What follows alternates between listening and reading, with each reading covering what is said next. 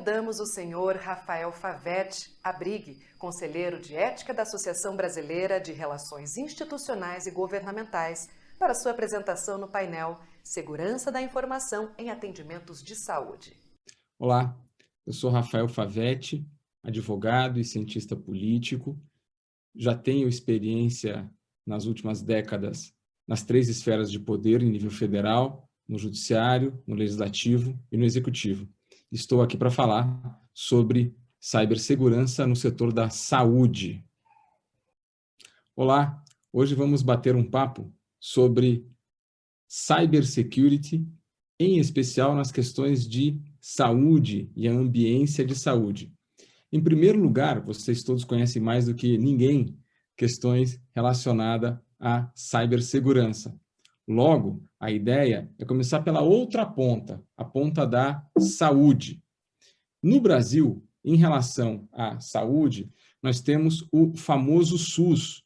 Nós temos o maior programa de saúde do mundo, que foi, de certa forma, pensado como era o sistema britânico, mas aqui ele foi ampliado por completo. Aliás, é a maior necessidade de financiamento do setor público brasileiro, desde a Constituição de 88, exatamente o sistema de atendimento universal. Ele tem como princípios ser descentralizado, de atendimento integral e hierarquizado. Isso está lá na Constituição, no artigo 198. Quando a gente fala descentralizado, é relativamente fácil de entender, que é basicamente as 3 esferas do plano vertical do nosso federalismo fazem o SUS, que são os municípios, estados e o governo da União. Esse atendimento integral é o que dá margem a várias questões da judicialização da saúde. E, por fim, hierarquizado, que são as normas centrais, elas fazem como uma pirâmide e vão para as normas estaduais. Vocês viram que na questão do Covid-19, o Supremo Tribunal Federal entendeu que essa hierarquia não tolhia, não limitava a competência dos entes federais menores, isso é, especialmente das prefeituras. Então, haveria aí uma competência concorrente. Uma vez que a União não editou norma acerca sobre isso, sobre a questão do Covid, o enfrentamento no plano do isolamento social, puderam as prefeituras, portanto, e também os governos estaduais, assim o fazer.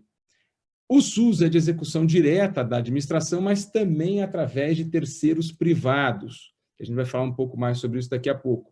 Ele é financiado pelas contribuições sociais.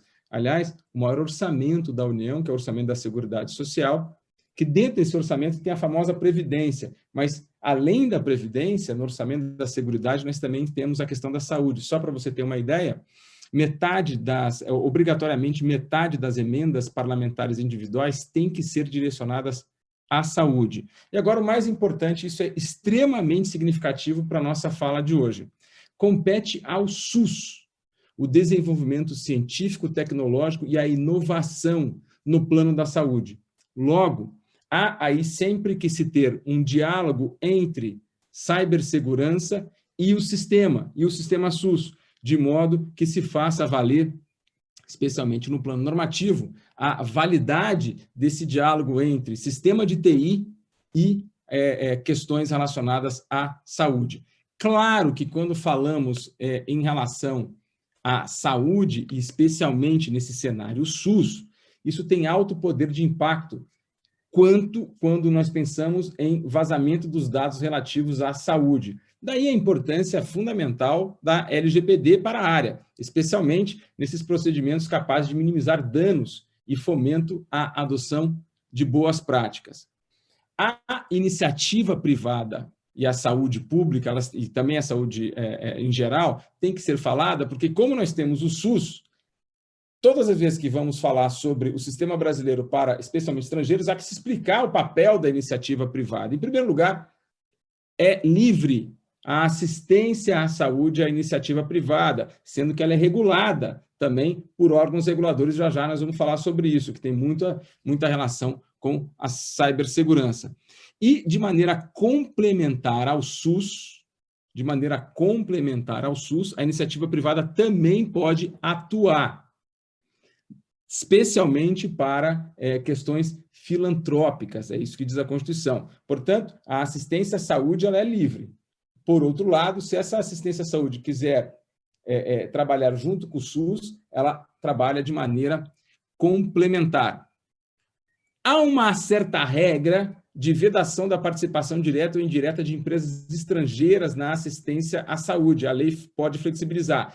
Isso não se aplica a questões de cibersegurança e de TI, porque aqui nós estamos a falar do fim da saúde e não do meio. Logo, primeira coisa que nós temos que pensar, todas as vezes que a gente fala em cibersegurança, TI e etc., em relação à saúde, estamos falando de meios e não do objeto fim. Quanto ao objeto fim, essa vedação de participação direta ou indireta de empresas estrangeiras, e não quanto ao meio. Isso você pode encontrar alguns juristas que dizem o contrário. Alguns juristas leem a tal de participação indireta também quanto ao meio. Mas isso é uma opinião menor e talvez até menos verticalizada, uma opinião menos sólida do que essa que estamos a falar exatamente agora, que pode sim em relação aos meios. É importante dizer que a saúde tem dois grandes órgãos colegiados de regulação. A ANS, de um lado, que é a Agência Nacional de Saúde, que regulamenta planos de saúde. Isso é muito importante, porque a imensa maioria dos dados brasileiros em relação a pessoas e a saúde estão sob a tutela da ANS, não da Anvisa, como a gente costuma pensar, em relação às pessoas. Ok? A ANS tem um plano de transformação digital, para que a ANS se torne uma agência que eles querem, né, mais simples e mais inteligente. Está em fase de implementação. A ideia é que em 2021 acabe essa transformação da ANS numa agência 100% digital. E o mais importante é que já está valendo o chamado TIS, que é a troca de informações na saúde suplementar, que são dos planos de saúde, que é um padrão para as trocas eletrônicas dos dados, atenção à saúde dos beneficiários dos planos, também entre agentes de saúde suplementar. O objetivo é padronizar as ações administrativas, subsidiar as ações de avaliação e acompanhamento econômico, financeiro e assistencial das operadoras de planos privados de assistência de saúde e compor o chamado registro eletrônico de saúde. Isso é muito importante, porque isso aqui vai ser uma capacitação de dados extremamente grande, extremamente significativa para cada indivíduo. O padrão TIS tem por diretriz a interoperabilidade entre os sistemas de informação em saúde preconizados pela ANS. Logo, há uma certa conduta de padrão para quem quer prestar serviços à assistência de saúde, especialmente aos planos, porque vai ter que se conversar aí, a sua plataforma vai ter que conversar com a outra, em especial sobre a tutela desse TIS. De maneira geral, para quem conhece o sistema americano, que tem o Health Insurance Portability and Accountability Act de 1996, o HIPAA dos Estados Unidos, lá é uma lei. Aqui nós temos a ANS. A ANS faz todo esse papel do HIPAA que faz nos Estados Unidos.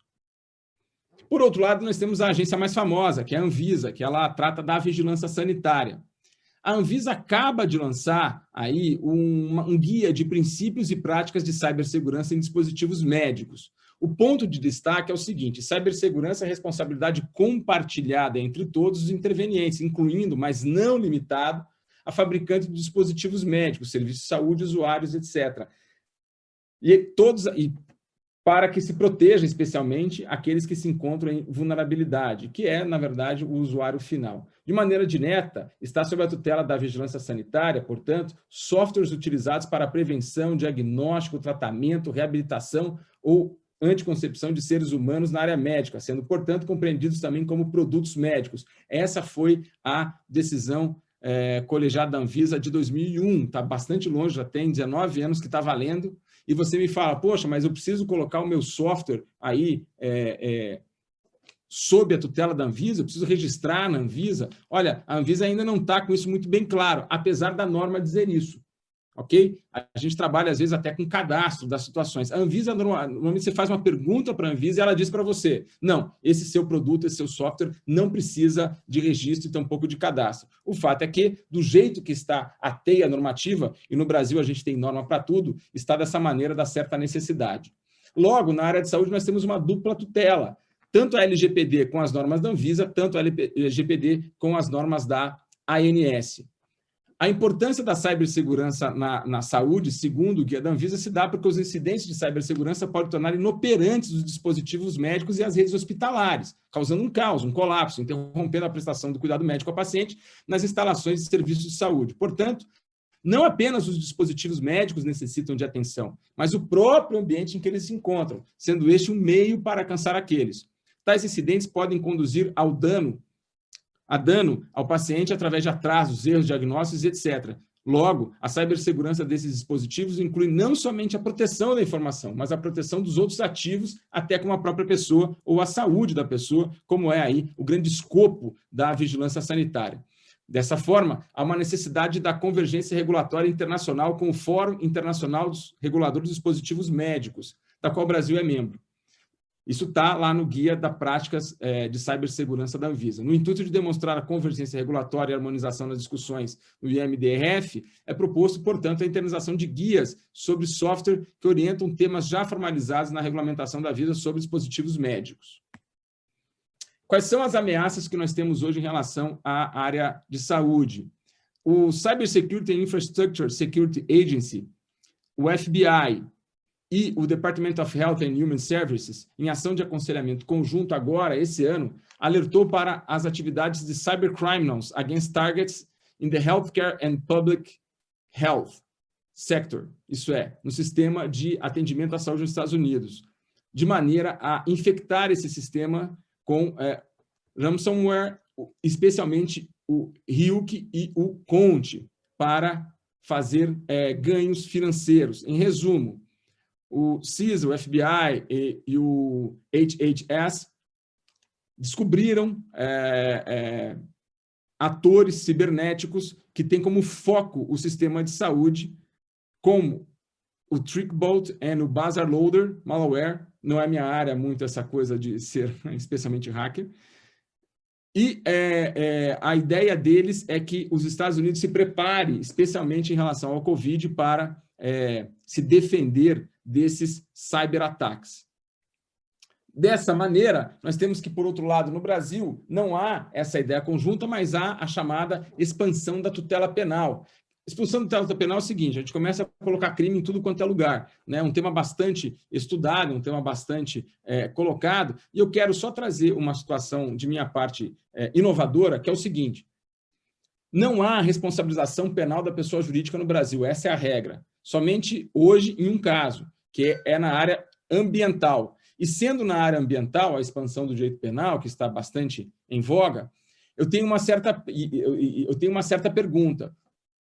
Há crime ambiental em relação à saúde? Essa é uma hipótese, tá? É uma hipótese para terminar a minha fala. Por que eu digo isso? Porque na Lei dos Crimes Ambientais, no artigo 61, diz: disseminar doença, praga ou espécie que possa causar dano à agricultura, pecuária, fauna, flora ou ecossistema. Ecossistema, o ser humano está dentro do ecossistema. O ser humano faz parte do ecossistema. E a disseminação, ela pode ser também por questões de cybersecurity, isso é, o cybersecurity pode disseminar algo nesse ecossistema, e de outra maneira também, no artigo 62 diz: destruir, inutilizar ou deteriorar arquivo, registro ou instalação científica protegida por lei. Logo, diante aí da expansão do direito penal, nós já estamos, em relação à cybersecurity, protegidos criminalmente ou não? Há já projeto de lei para uma LGPD penal, né? Não na área de saúde, mas já há uma LGPD. Em relação à criminalização, a criminalização acontece como qualquer criminalização no mundo virtual. Não há específica para a saúde. O ponto que eu levanto é que pode sim se enquadrar pessoas jurídicas na tutela penal, se entendermos que as pessoas fazem parte de um ecossistema. É claro que é lugar comum dizer que tudo é muito novo em relação à LGPD, tudo é muito novo em relação à cybersecurity, etc. Mas o que não é lugar comum é dizer que o FBI, o HHS, a CISA, nos Estados Unidos levantaram esse ano, e parece que foi esse mês, essa grande ameaça aí ao sistema público americano de saúde, e nós também temos que nos preocupar em avançar sobre esse tema e proteger cada vez mais os nossos dados. Até porque, creio eu, o futuro do SUS é a integração tecnológica. Não faz sentido você ir num posto de saúde hoje, ser atendido e o médico te pedir um exame qualquer e esse exame ficar só com você e não ficar registrado no SUS, para quando você for em outro lugar, no Tocantins, no Piauí, no Paraná, você tem que fazer tudo de novo, você não sabe cadê esse exame. Isso vai, quanto mais se virtualizar os exames e os diagnósticos e o SUS tiver esse conglomerado de dados, mais se economiza no país em relação ao SUS. Só que para isso é necessário uma profunda rede de proteção de dados para que não somente a intimidade das pessoas, mas para que também não se mudem aí situações de caráter pessoal das pessoas. Então, essa foi a minha fala de hoje. Muito obrigado por ter chegado até aqui comigo. Agradecemos o senhor Rafael Favetti, da ABRIG, conselheiro de ética da Associação Brasileira de Relações Institucionais e Governamentais, por sua apresentação.